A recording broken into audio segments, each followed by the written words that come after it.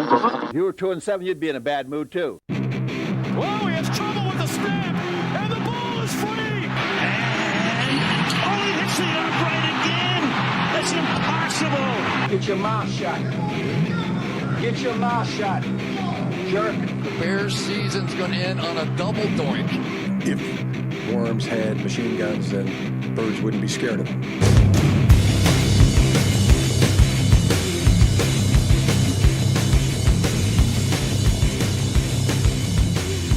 Hey, everybody! Welcome to the inaugural edition of Limp Ditka's podcast. I'm Pete. I'm Ryan. Welcome to the Limp Ditka's podcast at limpditkas.com. We're just a couple of Chicago pricks who are united by our hatred for the Bears and University of Michigan football. Pete and I have been friends for over 20 years now. We first met and realized we hated each other's football, baseball, hockey, basketball, everything. We hated each other's teams, but we were united by our mutual hatred for the University of Michigan and the Bears. I'm originally from Michigan, Lansing, Michigan to be exact, where I have to grow up being a fan of the green and white Michigan State Spartans. So naturally, our number one rival is the Michigan Wolverines. State has won 6 national championships, believe it or not. Unfortunately, the last one was in 1966. A little bit before our time, but probably my first favorite memory of Michigan State is winning the 1988 Rose Bowl against USC with Bob McAllister, Lorenzo White, Andre Rison. That was a fun one when I was 15 years old. The next biggest memory is probably the biggest win I can remember is maybe the 2015 Cotton Bowl against Baylor in Jerry World, actually. Kind of the pinnacle of the Mark D'Antonio era. Mark D'Antonio, the greatest coach in Michigan State history, who's kind of had a sad exodus over this past year. Now we have the new regime with Mel Tucker, the bad motherfucker. So there's things to look forward to that we'll be talking to you about with Michigan State going forward. The other sad attribute of being a product of the state of Michigan is I also grew up and am still, unfortunately, a Detroit Lions fan.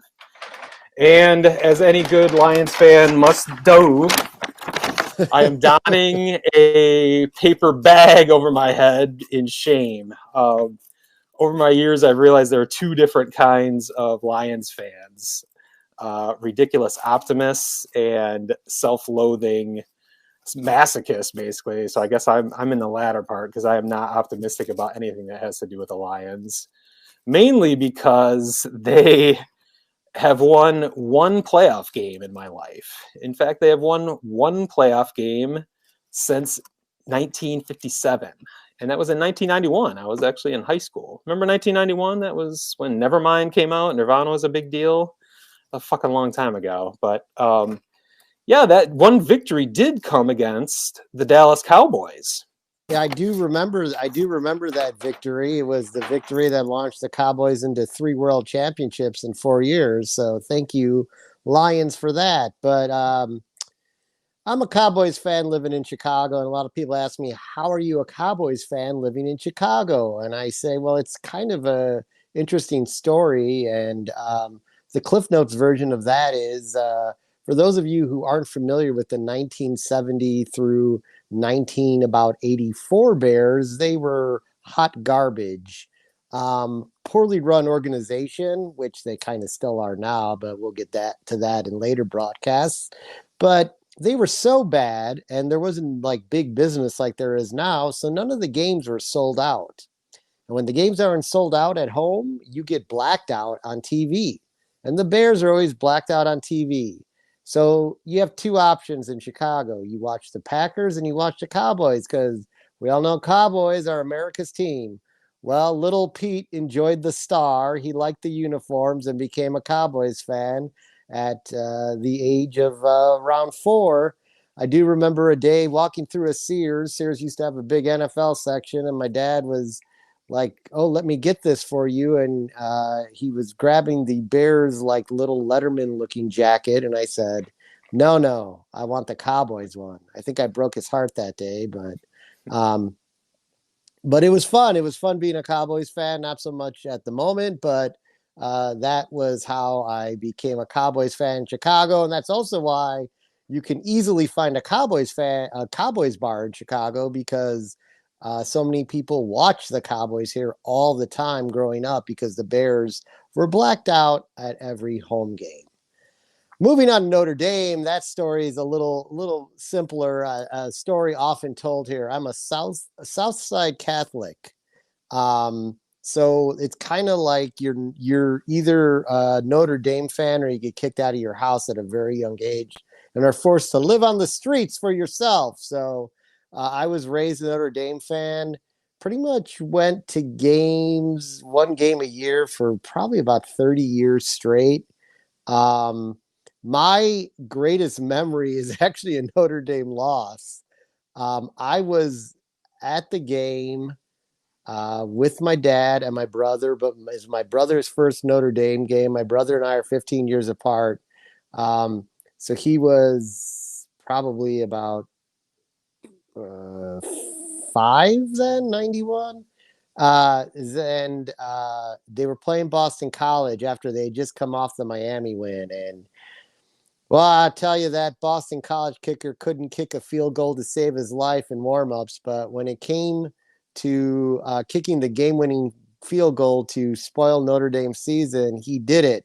But the thing I remember most about that game, besides the incredible comeback that happened to be scored, like 4 touchdowns in the end zone I was hitting, was when Boston College won that game and that field goal was kicked, the silence of the Notre Dame crowd actually deafened the cheers of the Boston College fans that were there. And it was the most incredible experience I've ever had at a game, where the silence actually muffled the cheers, because there's only like probably 2,000 Boston College fans there. And it was just very surreal. So I've stuck with Notre Dame. I've stuck with Dallas.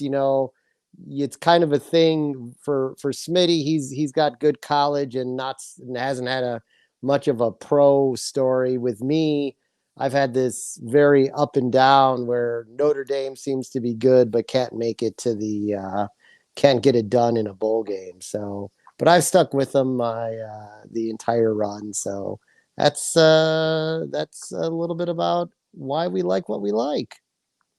Well, we are going to try and do a Limp Ditka's podcast once a week, covering, of course, Notre Dame, Michigan State, Dallas Cowboys, and the Detroit Lions, and, of course, making fun of University of Michigan and the Bears whenever we can, which is going to be a lot, I have a feeling. So check us out. We're going to be on limpditkas.com. You can find us. You can also find us on Facebook, Twitter, and Instagram at Limp Ditkas. And check us out.